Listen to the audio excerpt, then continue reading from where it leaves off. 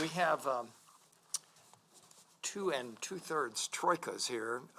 So let me, the first one is Mike Rappaport, Steve Smith, and Larry Solom. So we'll take three comments or questions and then let people up here respond. So my question really relates to what extent your theory of interpretation is a descriptive one or an interpretive one, and to what extent it's a normative one. So at various points you talk about the way a legislature acts. It acts for the common good. It acts in a reasonable way. It does various things. And as a normative matter, I have some sympathy with that. But as a descriptive matter, I sort of wonder about that. And obviously we have literatures, public choice literature, for example, that has a very different view about the legislature. So if the legislature is behaving in different ways, pursuing its own preferences, trying to get reelected, what have you, not things for the common good, first of all, if you then look to their intent on the assumption that they were pursuing the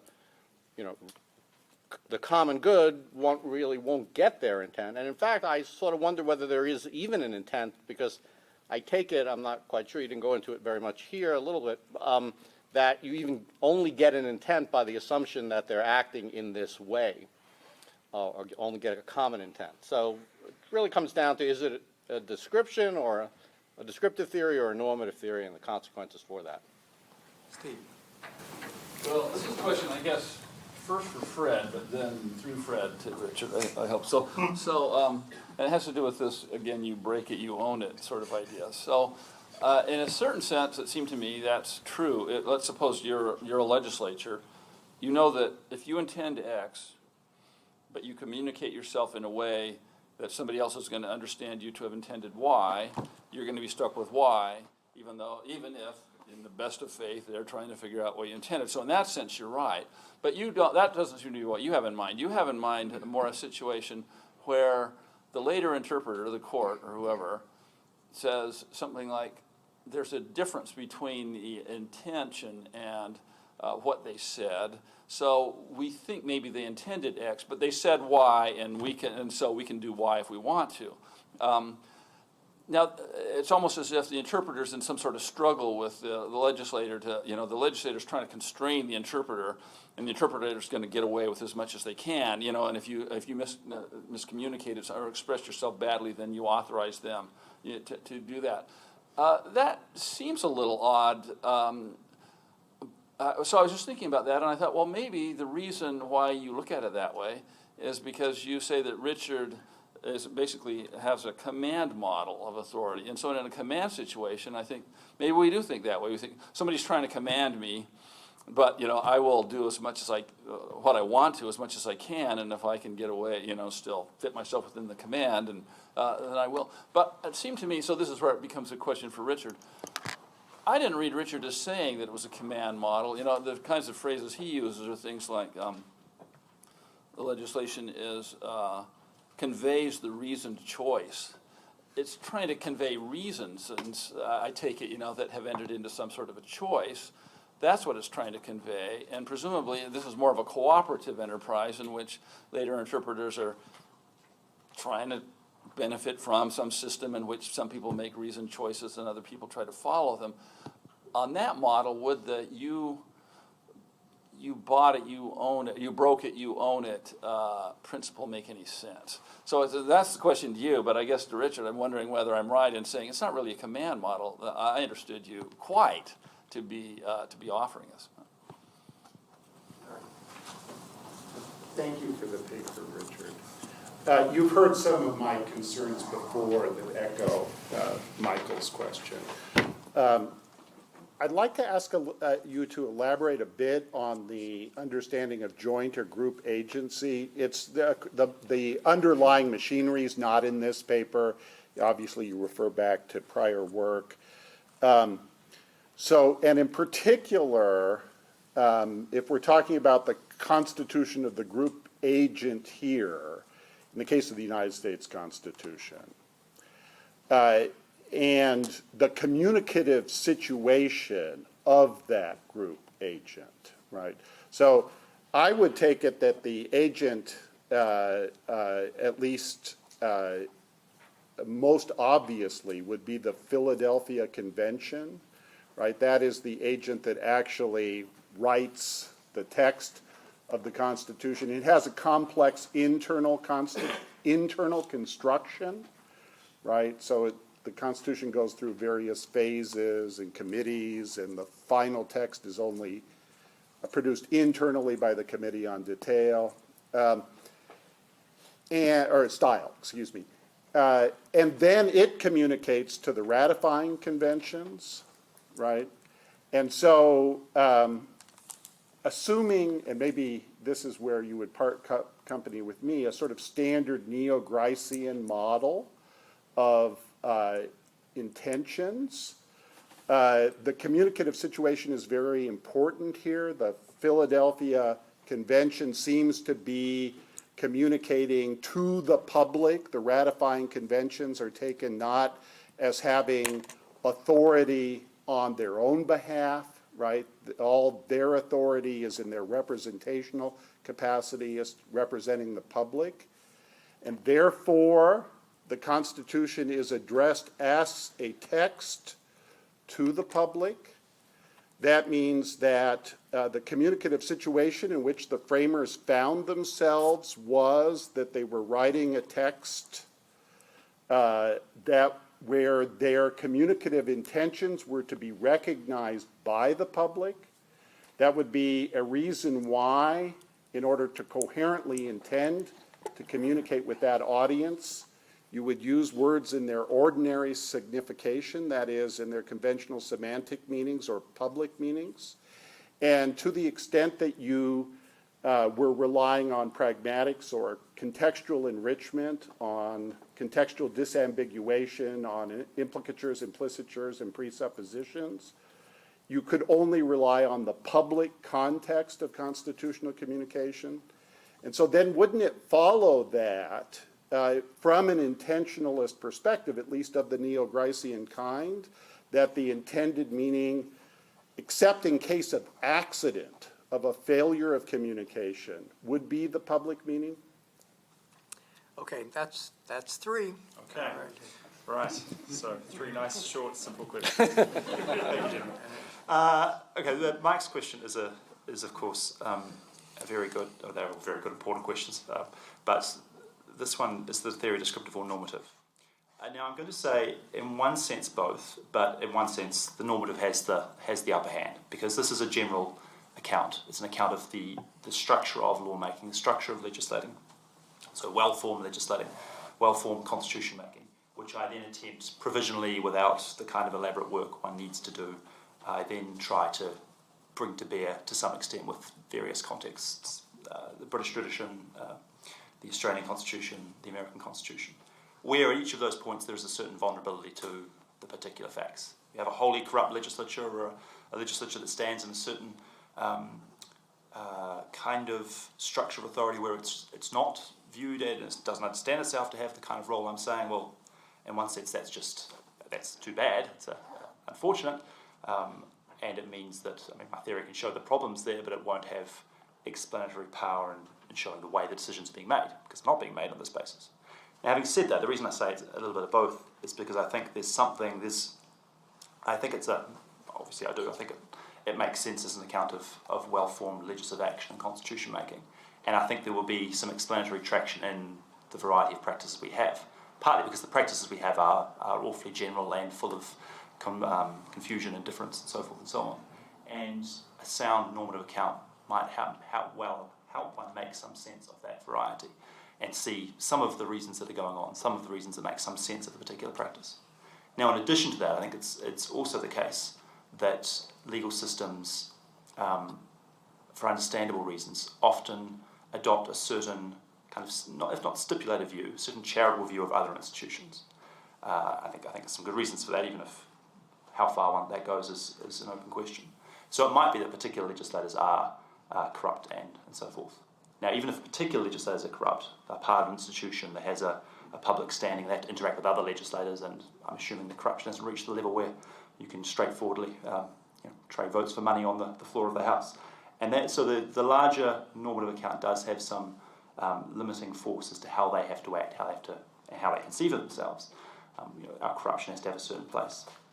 And then for the subjects of the law and the courts and so forth, they reasonably respond to the legislature as if it were capable of being, as if it were exercising the capacity it has, rather than letting in each particular statute an argument along the lines of, we know so-and-so legislator is not really trustworthy, and look at the latest public choice studies and so forth. So I think the normative account has some explanatory and descriptive use to it, even if it's certainly not the case. One should just assume all is well and proceed merrily along. Shall I go through these? Go ahead, and you take them all, then we'll go to Fred. Yeah. Okay. So Steve's question. Now, your opening point made a distinction between, if you, the legislature, intended to do X, but you knew other people would take you to mean Y, then you can reasonably be stuck with Y. And in one sense that's true, but in another sense it would also make it irrational to intend X if you're trying to bring it to be. Now, isn't it different when the interpreter is trying to shirk the legislative intention? Yes, that does seem to be a different case to me. And my account isn't, command is an ambiguous term, I think. I don't think commands have to be the sort of things you shirk. If you're a soldier, you follow the commands you're given and you don't try to wriggle around them. You try and understand the choice that's been made as to how you should deploy yourself in some situation where it's essential that you are all coordinated in the right way. But yes, I wouldn't use command to capture the idea of legislation as the optimal word to use. It is a choice about the way we should be coordinated, and a choice that other people should respond to, as there's good reasons for someone to make the choice that follows from reasons. So Larry's question about group agency. Well, joint intention and group agency I don't think are the same thing, even if there are no group agents without a supporting structure of joint intention. So there can be groups that have joint intentional actions but don't form themselves into agents. They don't have the kind of discipline over time, the capacity to respond to complex reasons in the way that an agent like a well-formed human person does so. So only some groups are going to succeed in exercising agency. And to succeed in exercising agency, especially if you're a large group with a complex series of interlinked decisions to make, you've got to recognise the problem to some extent, adopt procedures that make it possible for you to form up and choose somewhat coherent, somewhat rational choices. If you just attempt to aggregate your preferences, you'll get a mess, and you will be not attempting agency, which might be reasonable in some contexts, but not if you're trying to change the law for good reasons. So who's the agent? And you suggested, and you know vastly more than I do about the making of the Constitution, that it's the Philadelphia Convention, which did have a kind of structure that maybe would lend itself to this. I would have thought it was the Philadelphia Convention in association with the ratifying conventions, and that would have been the understanding all round. Maybe it makes a difference if all the ratifying conventions can do is say yay or nay, although even then it looks to me as if there is some sense to looking at the Philadelphia Convention as a kind of committee of the larger lawmaking body that is the conventions plus the Philadelphia Convention. But I do have a neo-Gricean view of this, so we're in agreement there. Is the Philadelphia Convention addressing the public? Well, in some sense, I suppose it must be. And it's, as I put in the paper, I thought it was drafting on behalf of the ratifying conventions, who themselves, if they adopt this, are acting on behalf of we the people or the states. So at each point, there's an attempt to convey transparently to the subjects of the law, the ultimate subjects, what decision you are making. Having said that's exactly the same in legislative action too, I think. Say perhaps there's more of in ordinary legislative action, there's more of a well-developed set of, a more well-developed interpretive regime perhaps, which makes more straightforward the conveying of certain implications. A certain content that goes beyond the sheer semantic content.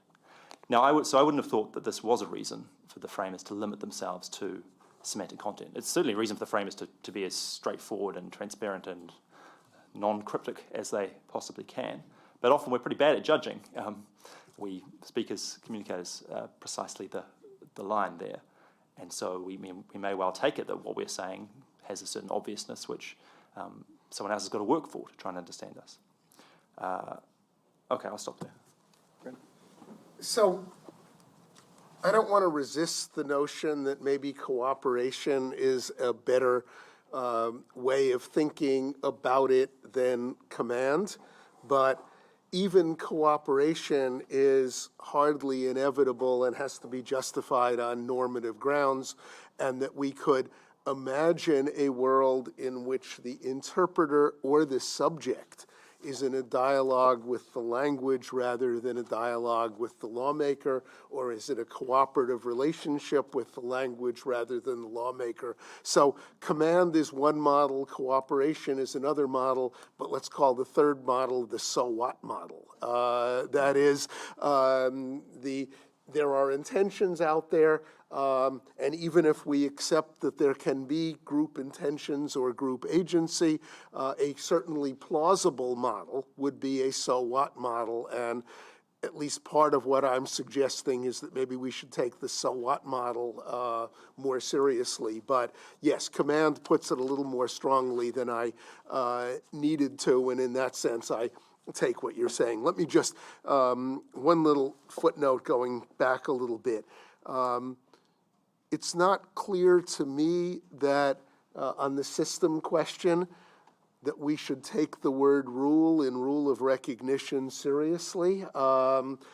As Brian Simpson taught us 40 years ago or so on in the common law and legal theory, maybe we should just think of this as messy practices of recognition, and that the mere fact that we have practices of recognition and that we can identify the Constitution by these messy practices of recognition might be enough, and we need not think that without a system there's no rule of recognition idea out there. Okay, the next troika is Matt Adler, Lori Klaus, and me. I just got He's on there, don't worry. and then the third, just so that you know, you're on, is David Golov, Caleb Nelson, and Christina Mulligan. Thanks, Richard, for a very interesting paper. My comment really only just sort of build on Fred. I mean, at the end of the paper, you have quite harsh things to say about sort of common law constitutionalism in the U.S. context. And I'm trying to understand what the argument is. In what sense is that inappropriate? So let me distinguish three possible senses. One is that common law constitutionalism is legally inappropriate. The second is that it's morally inappropriate. The third is that it's rationally inappropriate.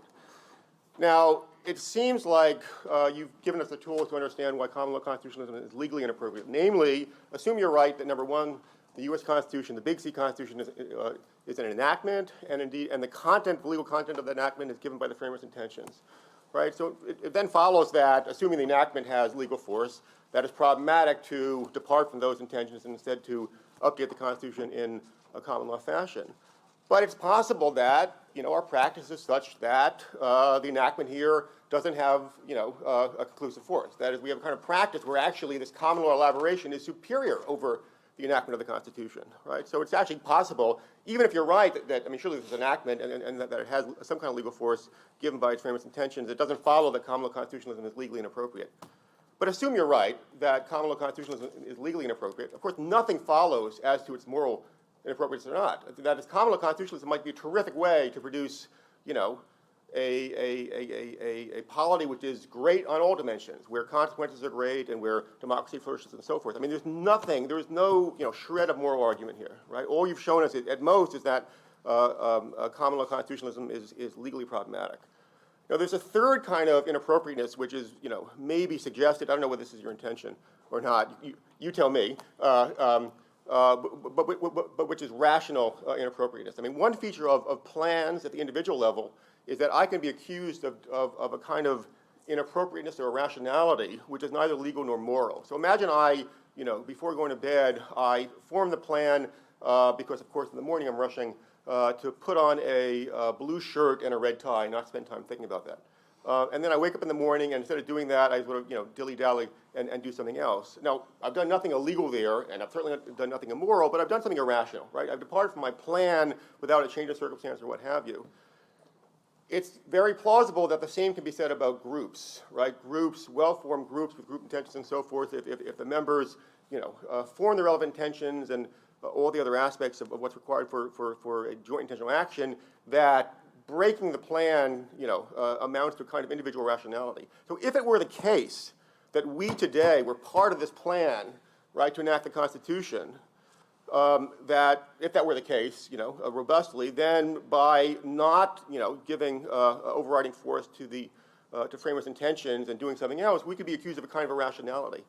But I mean, I just don't think, without much more, it can be said that I formed an intention to participate, to be part of the group which enacted the Constitution and which carried it out. Right? I mean, to talk about joint intentionality at that kind of remove seems to be really sort of stretching the concept, or at least you have to show that, right? You have to show that that judges and officials and so forth have the kind of intentions that the framers had, and indeed the fact that they don't follow, right, framers' intentions, which suggests that they don't have the relevant intentions, such that departing from framers' intentions amounts to kind of irrationality.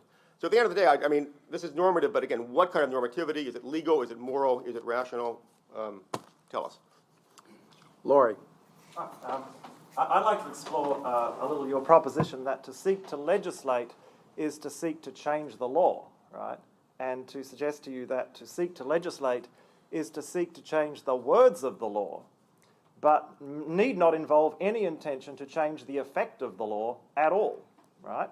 That one might be aspiring to placate constituencies that are pressuring to try to accomplish something, or in a multi-clause document, particularly in a constitution, some provisions might be intended by their advocates to neutralize other provisions, right? That might be the reason we're pushing for them, with the desiring to have zero net effect. And the arguments made for and against these various provisions in debate may be extremely poor evidence of what people are trying to accomplish. And I want to just give you a quick anecdote in support of this proposition. A year ago, at this time, I had a chance to work with a couple of delegates to the Egyptian Constitutional Drafting Commission that generated the 2014 Egyptian Constitution. And so these were liberal delegates. Their goal was to offset the Islamist impulses of some of the other delegates in what this document was going to end up achieving, and in many respects to try to preserve the sort of Mubarak status quo, which had been much more congenial for Christians and other minorities than a lot of what had happened in the meantime. So one concrete provision I just want to mention is the fight over the language that the government was to be a civil government. Right? This was robustly advocated by the people I was working with in an attempt to offset language about Islam being the state religion, language that was pushing in an Islamist direction. And the standing in the sort of anti-federalist position in this debate, of course, were the Salafist Islamists who said, no, we don't want that. That sounds secular. We don't want a secular government. So what did we say in debate? We said, well, a civil government is not a military government, right? You guys don't like the military, we've got to have this language in, right? So if in 100 years' time a scholar comes back and looks at these debates, they're going to go, oh, so everyone just wanted not a military government. No. We wanted that language in place for the Federal Constitutional Court going forward, that tool that they could use to push in a secular direction. So if you're thinking about intentions and what work they're doing, the net goal of the advocates of this language was to try to minimize the extent that other words were changing the law. All right, well, I just have a couple of comments, but I do want to say it's nice because I agree with so much with both of these people that I do disagree with them. Fred and I, we've traveled together, we've even written together, and so forth. So it's nice to find a point of disagreement, and Fred's more of a believer in the autonomy of language than I am, and you break it. The defamation example, I think, is subject to a different kind of interpretation, and it's true that if you utter defamatory words, but we know the person is joking, or if it is understood what the intended meaning really is, then what appears to be defamatory or would be defamatory in some other context is not defamatory. And I think that any argument for the autonomy of language doesn't work here, and so I'm in the intentionalist camp with Richard. Richard knows that I worry about the joint agency problem, and you know,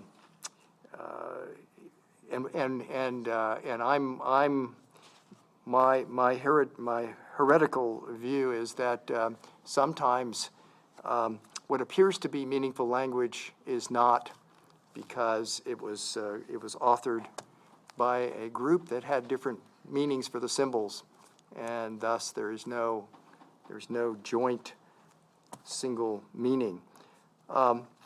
With respect to precedent, Richard, I think that that one theory of precedent is the one you outlined, but even that theory can't be so thin that the judge's words, for example, the description of the facts and so forth. Now, you're right, they're not intending to make the law by those descriptions, but the intended meaning of those descriptions is relevant to the law that gets made out of those precedents. So even if you buy that theory of precedent, you can't dispense with the intended meaning of the judges. It's just that their intended meaning is not the lawmaking aspect of the precedent. So that's all I want to say. Okay. Well, let me take that in reverse order maybe, because I agree that the intended meaning of the judgment, the opinion matters, and that one shouldn't, and I don't think we do, so pace Fred, focus on just what they said without concern for what they meant to convey. So my concern is rather with does the court make law by choosing what the law should be, promulgating an intention to that effect. I know, obviously, I do disagree with you about meaningful language often not being, or at least as often as you argue it isn't. And, I mean, you might be right sometimes that what looks like meaningful language isn't, but it seems to me your account is a bit sweeping in its attribution to groups of an incapacity to convey propositions together. And it would look as if, on my read, as if wherever you have a sufficiently complex group, that it will be impossible for the group to convey an intended meaning. And I don't think that's faithful to the understanding of the members of the group. That's where my argument really runs from, the way that the members of the group understand their action. So Lowry's question, which or proposition, very interesting one. Now, in a way, I will concede the treacherousness of the debates in the history. I agree. It's part of the reason why, although I'm pretty keen on looking at legislative or thinking about it and trying to identify legislative intent, I don't think that for a moment collapses to the use of legislative history. There are better reasons to use it in relation to the Constitution, I think, because there's not an ongoing practice of lawmaking to be distorted and corrupted. But of course, it could be open to corruption from day one if you know, I'm going to frame this record with a view to the way it will be understood later. I don't think though, that it's right to think that lawmaking is rather about changing language than changing the law. Now, sometimes certain acts of lawmaking may have that structure. Namely, well, none of us care what the law will be here. We just want to make it look as though we're changing the law. So look, we're very busy, really. We really need more campaign donations, please. Or look, we did what you asked, and in fact, you didn't change the law. You just restated the law in a different formulation. So that's possible, certainly. It's not the best way in which to understand the idea of legislating, I think. In fact, it trades on and it takes advantage of an idea of lawmaking that is more robust than that. It's Professor Adler's question. It's true, do I have harsh words to say? I suppose I do. I often do, about common law constitutionalism, without doing the work to justify the criticism. That's probably true. Now, the argument as it runs, I think, is that it's legally inappropriate because something was enacted and now you're departing from what was enacted. Now, I don't think that tells us nothing whatsoever about a moral argument, because there are some pretty good arguments, and I'll make them elsewhere if I make them here, that there are good reasons for following the law, feasible reasons, but good reasons, and that there's a moral problem if one is departing, especially surreptitiously and arbitrarily and to your own advantage, departing from what's been enacted, what law is. Having said that, I think in the course of questioning whether it is legally inappropriate, you remark that our practice might not be to treat it really as an enactment. It might not, or as an enactment that it works like other enactments, settling what the law is by promulgation of a choice. This shall be the law. Instead, we treat it as an enactment that started a common law tradition. And I think that could be our practice or your practice. And in that case, well, that's now your legal practice. Now, whether that lines up with what the case was in the first place, that's a sort of separate question, and it might be awfully hard to pinpoint the moment in time where the practice changes. But if your practice now is we treat this like a, well, I was going to say like the statute of frauds, about which I know next to nothing, so I shouldn't use that as an example. What I have in mind is being a sort of contribution to the common law rather than, but in the form of a statute. That's plausible. Now, your remarks about rationally inappropriate. Now, I wouldn't frame it that way, but it seems to me that there's something suggestive there and something which ties those three together, namely that the Constitution, like other lawmaking acts and like the Constitution small c, is adopted by a people, a political community, to govern how they will govern themselves over time. And it began with the adoption of the Constitution, but it doesn't end there. It's repeated by the ongoing continuing framing of oneself by reference to this earlier past act. And that's true of law in general, I think, but it might be true in part of the Constitution, capital C, and the Constitution, small c. And there is then something irrational and problematic if one abandons those past commitments without changing your past commitments in the way that you could do by amendment or by revolution or so forth. So, and that's a moral problem in a way. It's a problem that compromises your capacity to be an intelligent, self-governing people over time. You adopted some frame and then you let it slip. So I think it's certainly true I haven't done the work, but there's a complex relationship amongst those three, I think. Fred, you want to say? So there are lots of reasons of both time and competence not to get into the deepest questions of philosophy of language about the relationship between intentions and conventions and so on here. Let me just point out a difference here, possibly between Larry and Richard. There is one view that would say semantic autonomy is impossible. There is another view that would say semantic autonomy is possible, but either undesirable or inapplicable in certain settings. I take Larry to be somewhat closer to the former position, Richard at least open to the latter position, and I should just mention... What? Not very open. Okay, well... Depends what you mean by semantic autonomy. Yeah, but I just might mention as a footnote that some of the debates about objective and subjective theory of contracts are relevant here, and that insofar as we think that contracts too are cooperative arrangements of some sort, it does not follow from a contract being a cooperative cooperative enterprise that we necessarily should go behind the words of the contract. Next three, David Golov, Caleb Nelson, and Christina Mulligan. Thank you. So I was originally going to ask a question along the lines of Mike Rappaport's question, and I think maybe I'll just try to follow up a little bit on what Mike was asking about. So I'm wondering how defeasible, I guess, or maybe to put it differently, how fragile your normative conclusions are to empirical reality or facts. Because it seems to me, as I was reading the paper, and it's a dense paper, and I'm not sure I fully have a refined understanding of all of the arguments in the paper at this stage. But it seemed to me that you're starting, your normative framework starts with a highly idealized picture of legislation, of the act of lawmaking, the collective lawmaking. And it has some fairly stringent requirements to meet the model with which you're working. If it's the case that the way legislatures, or including constitutional legislatures, act in practice or in particular situations diverge substantially from the way that you describe the ideal on which you base your normative conclusions, I guess I wonder to what extent that your normative conclusion just falls. And I think maybe Mike was asking that question as well. Let me add in another maybe dimension of that. You also take up in the paper the problem of the amendment clause, the difficulty, the way in which the difficulty of amendment may affect the model as well. And I maybe I just invite you maybe to make some comments about that, because at least on some accounts, the American Constitution is extraordinarily difficult to amend, and that may provide a strong competing normative ground for thinking that speaker's intention is not the appropriate way to limit interpretation of the Constitution.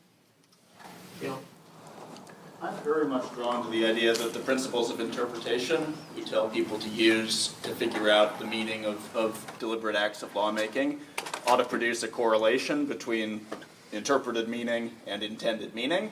But I wonder whether the argument, at least as framed in the paper, risks being a little too general in two different respects. One, the paper at least lends itself to the interpretation that communicative intent is the only thing that matters. We should do our best to figure out intended meaning, and other goals don't matter. And two, I think it purports to be, as you said, a general account of the structure of deliberate lawmaking, and an argument that's true for all polities, at least with this kind of law. And I wonder whether either of those claims can really be sustained. I'm imagining just a silly hypothetical that suppose we could choose between two different sets of interpretive principles for figuring out the meaning of the Big C Constitution, and one set of principles would be pretty accurate at identifying the intended meaning of the Constitution, but not 100% accurate. But it would be relatively cheap to apply. It would cost, $10 per use. The other set of principles would be 100% accurate. We would always be able to figure out the intended meaning, but it would cost $100,000 per use. I could imagine a polity saying, well, we're not going to do our absolute best to figure out what was intended because other things matter too. So we're going to pick the first set of interpretive principles because our interest in figuring out the intended meaning of the Big C Constitution is moderated by some other things that we care about also, like decision costs or like notice of the sort that Fred was talking about, or other goals. But once you start introducing those competing themes, I wonder what happens to the generality of the argument. So my question kind of gets at what Larry Solomon was trying to get at, but possibly from a different way, which is, in the American case, is it not quite arguable that the original public meaning and the intended meaning, as you frame it, kind of claps together if you see the ratifying unit as not just the ratifying conventions, but also those who voted for which ratifiers would appear, who would be the ratifiers who appear at the convention? So and this is different from the normal legislative situation where you're voting for a legislator because you think they're generally a good person or they'll generally do a good job, whereas there was sort of one particular question placed to these people. They tended to vote for Federalist or anti-Federalist candidates, and in some sense you could say their intentions were merely laundered through those people, and, New York changed its mind, and, there's examples, but, in an oversimplified case, the Federalists vote yes, the anti-Federalists vote no, and that's just the result. And I suspect you're going to say that the public who is voting isn't the right kind of group with the right kind of procedures, but I'm not sure how much that should matter. And related to this as an alternative hypothetical, I'm curious how you think about a situation where instead of having ratifying conventions, you just did a vote of the people, and if 75% of them said yes, then the Constitution would be enacted or something like that. I think at some point you did talk about how referendums don't count or something like that, but I'm curious how that's not in some ways very close to just laundering their intentions through the ratifiers. Okay. Shall I start? Yeah, go. Let me go in reverse order again. Don't intended meaning and public meaning just collapse? Well, they could do if you had a very rich account of public meaning in the same way that some people do in relation to, say, statutes, where the reasonable reader becomes a really reasonable reader who is actually genuinely interested in what the author was trying to convey and so forth. And it seems to be some accounts of the reasonable reader's understanding have that content. And I think there's probably more than one account of public meaning, and so some could be awfully close to what Jeff Goldsworthy calls the utterance meaning, the reasonable inference about what was actually intended. Maybe that's not quite what you meant. Ratifying conventions, could they just be laundering the public view? Well, certainly, maybe it is functionally the same as plebiscites. Now, as I understood it, but again, I'm open to correction, the ratifying conventions did have more of an actual deliberative character to them, thinking about the act before them and whether it should be adopted, and maybe even, although I understand this is controversial, understanding themselves to have a capacity to amend it if they wanted to, but choosing in the end not to. In any case, I don't think any of that actually is dispositive as to whether intended meaning sort of drops out. Because, I mean, I agree actually with your final point that you could have an act put to the, so a complex lawmaking act put to the people at large by way of a plebiscite for their approval or not. And that happens in a lot of polities, a lot of places in the Commonwealth do exactly that, where the legislature forms up and presumptively or contingently chooses some lawmaking act. But before it commences, there has to be a positive referendum. And I think that's quite intelligible. It's quite reasonable on some particular choices. It's not as a very good general mode of lawmaking. And this is a bit different to my complaint about plebiscite in general, which is that the electorate isn't capable of forming up as an object for choice, something choice-worthy. So if you made it the case that the electorate at large could form the proposal, you'd have a very serious problem for intelligible lawmaking. But certainly it could be adopted by plebiscite, and the ratifying conventions maybe do exactly that. But then the question is how they should understand what they're doing, and the place of the Philadelphia Convention or the analogous lawmaker legislature in that act. And to my mind, there are pretty good reasons when you're trying to create a new set of laws to be trying to create a coherent, somewhat rational series of propositions that have some connection one amongst the other, rather than sort of a black box that will mean whatever the semantics will mean when we play it out over time.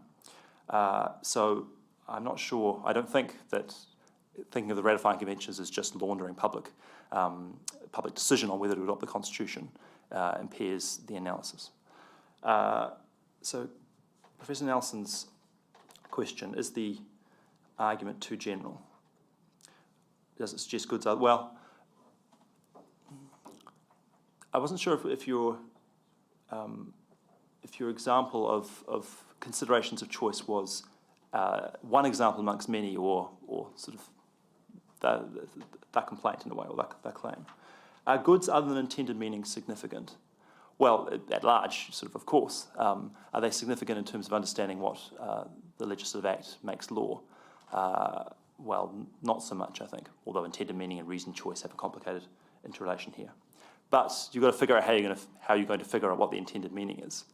And there, by all means, you can have public decisions about the way in which we will ascertain what the intended meaning is. And I think you could reasonably enough rule out a certain mode of argument on the grounds that it will cost too much, take too long, have all these other negative side consequences, side effects. And the use of legislative history, I think, has that character. And I've talked about elsewhere, so Fred referred to work by Adrian Vermeulen connected to Cass Sunstein's argument. The idea of interpretive choice has this, as you know, this idea of variability. And there's something to it, I think, but I think it's overstated. So I think there is a general argument to be made about what legislative action is. It doesn't settle a series of particular contingent choices about how you frame the regime by which you would ascertain the intended meaning. But I think it does rule out some of the more radical claims made by Vermeulen, say that you can just substitute wholesale intentionalism with textualism on the grounds that it'll be cheaper. We've got 1 minute. 1 minute, okay. So I should reply to David's point. Well, maybe we'll just to say that if the reality differs entirely, does my normative argument fail? Or maybe it fails as an explanation of what's going on. It might just be a pretty good explanation of why it's going wrong and how it should be corrected. But the difficulty of amendment, well, I do try and say a little bit about this, probably not enough, in the sense that this might be a bad legislative act because it's not subject to the ongoing legislative authority of a legislature. So it might not be a very intelligent way for a polity to structure itself around the kind of legislative act with this depth or level of commitment. And that might well be a good reason for somebody, and the only available body might be the Supreme Court, to attempt to wrest a kind of supervisory legislative authority back from this misconceived legislative act. I don't think that's silly at all. Okay, well, that, Join me in thanking